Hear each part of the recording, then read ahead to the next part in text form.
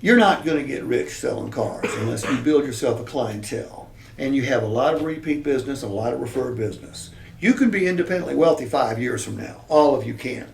Or you can have, you might not be independently wealthy, but you'll be making an awful large income just by showing up. Okay? Here's what ALM will do for you. Show up here, work your shifts, you can make a living. If you treat this like your own business, he's no longer self-employed. He's no longer self-employed. All of you are self-employed. Okay? Alex depends on you guys now. Matt's going to depend on you guys. Right. You only depend on you. All right? But if you want to get rich selling cars, and you can, I've met the rich ones, they don't do it by coming in and showing up and working their shift. They do it by coming in, working their shift, and then developing a clientele. Trey, if I buy a car from you, you better never, ever, ever, ever, ever, ever let me forget who you are. And you better never forget who I am. That's how you get rich in this business. Most of you, well, Shannon, right now, if someone buys a car from you, how often will they hear from you over the next 4 years? 100. No, not 100. Probably 10. 100. If it was a good salesman, Yeah. following their 1 day, CRM, it 3 would be days, it would be 60 it would be days, it would be 90 days, it'd be 6 10 months, it'd be 12 10 months. it'd be 10 or 15. Yeah. Okay, that's not enough. The best salespeople, the highest paid salespeople, never let the customer forget them. That means they'll send an email, they'll send a text, they'll make a phone call, they'll leave a voice message 6, 7, 8, 9 times a year. Follow your CRM, but don't just make it more than that. Because here's reality. I was taught at delivery to ask Ian, and Ian, who do you know that might enjoy the same experience that you enjoyed today? Family? And then I was taught on my follow-up phone calls, Matt, this is Steve from ALM. Just want to check, make sure everything's okay. You know anybody looking for a car? Right. It never, ever, ever, ever, ever, ever worked. But you know what? When I became a trainer, I trained it, even though it never worked for me.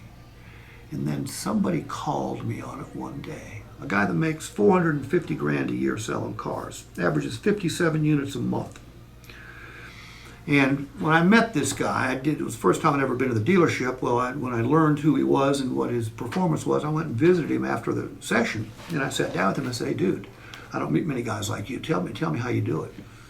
So he started walking me through what he does. And he said, I said, well, you can't contact all your customers every single month. You got You're busy, yeah. you got too many people for that. He goes, I didn't say I talked to him.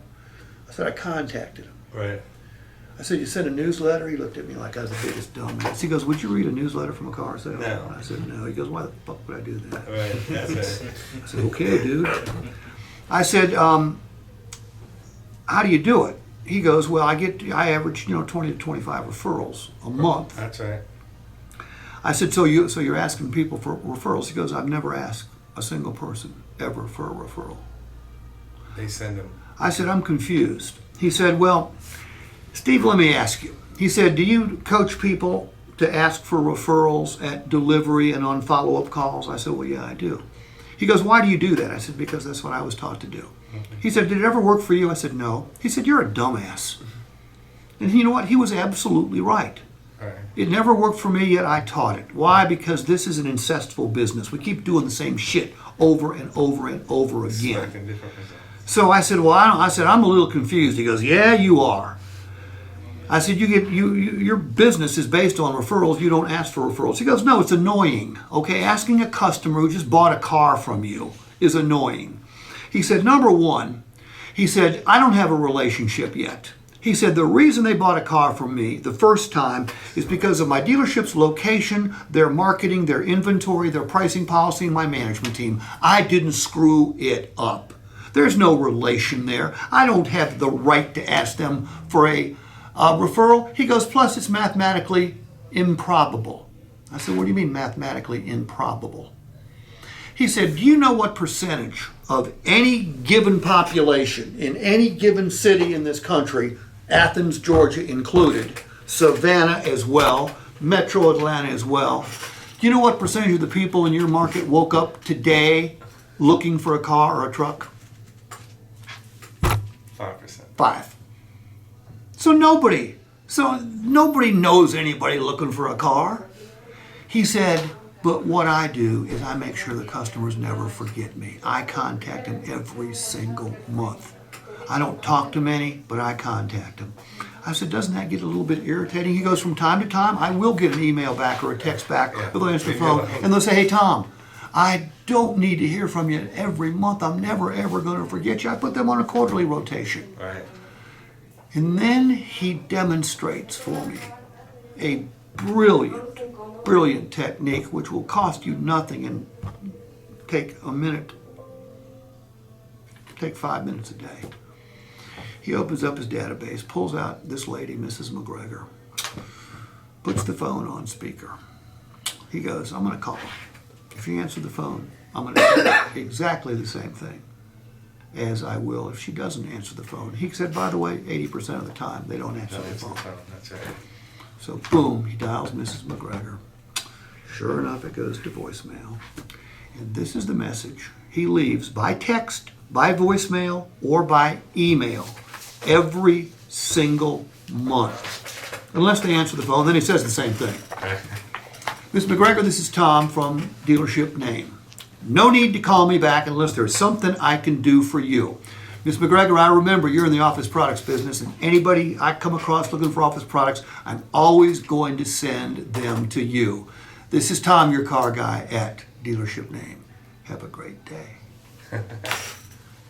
I said, interesting.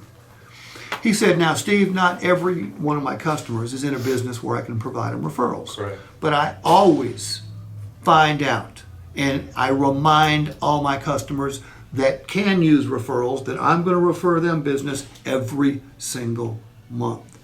He goes, what do you think that does to my referral Makes business? them do the same thing. He said, Steve, right now, Obligates them. well, right now, none of my customers know, for the most part, anybody in the market for a car or a truck.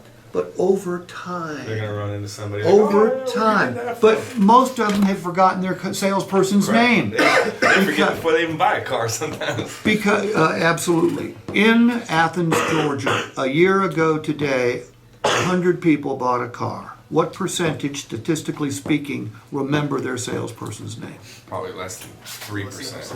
8%. 8, huh? 8% remember their salesperson's name.